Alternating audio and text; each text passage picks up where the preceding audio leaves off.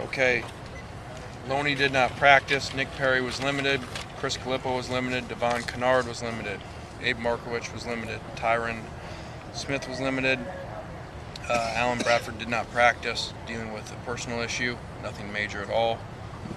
CJ Gable was limited. Mark Tyler was limited. Blake Ailes did not practice, and Nikel Roby did not practice.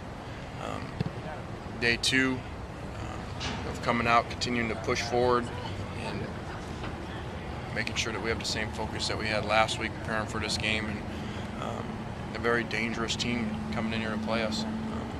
A team that on defense, when they want to go, can play as well as anybody, like they did the Oregon game. Forced Oregon to punt 11 times in that game, even with, I think, 100 degrees at kickoff.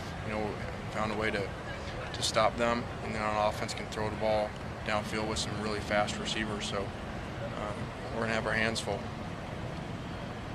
We're 8 games into Devon Kennard being a middle linebacker. How do you assess the whole move and his progress? Yeah, some ups and downs. Has played well at times. Has played through some injuries as well.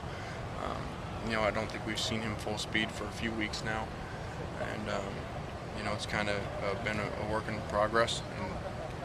And that move is very difficult for anyone to do, going from really a down lineman his whole life till the 4th game of last season, to going to the middle linebacker on the field almost all the time. So we look for him to continue to improve, and he's still very young. You notice anything different from the guys during practice this week after this loss as opposed to the other ones, which were really close and at the end? No, I think our guys understand, that every week's a new week, and what happened the week before, whether it was bad or good, has nothing to do with this week. They've got to come back out and work extremely hard in order to play well this week. You like what you see so far? I do, yeah. Through 2 days, we're working well, but we still got to push, and we've got a lot of work to do for this opponent. ASU's middle linebackers had some issues with some hits after the whistle and things like that. Have you cautioned your guys not to retaliate or get caught up in any of this stuff, extracurricular stuff out there? Yeah, we always talk about that. Whenever there's a team with a specific guy that has a tendency, we make sure that we address it on Tuesday.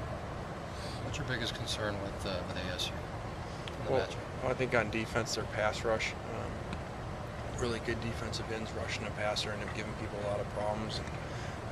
And then on the other side of the ball on offense, their vertical passing game versus our not very good pass defense so far this season. So this will be a very big test for us. And then the strange thing about defense is the great rushers, and then they go out last week and do 4 yards rushing. So this is a game we're going to have to really play extremely well. You were doing some tackling again with the linebackers and DBs. What were you thinking with that again? As strange as it sounds, giving up the points and yards we did, we actually missed less tackles last week than games before. So we did see some improvement after the 2 weeks of working individual tackling drills with them, not against our frontline offensive guys. And so we'll continue to work on it and continue to improve, hopefully. Is Devon being less than 100% the reason Chris Calippo is getting so many reps with the ones today? No, we're looking at that position very closely. We're going to look at it that closely, 2 weeks ago and last week, but with Malcolm being out, Chris was the will, and so now that Malcolm's hopefully back, we're alternating those guys in there, and we're going to find out, by Saturday who we think is going to play best for us.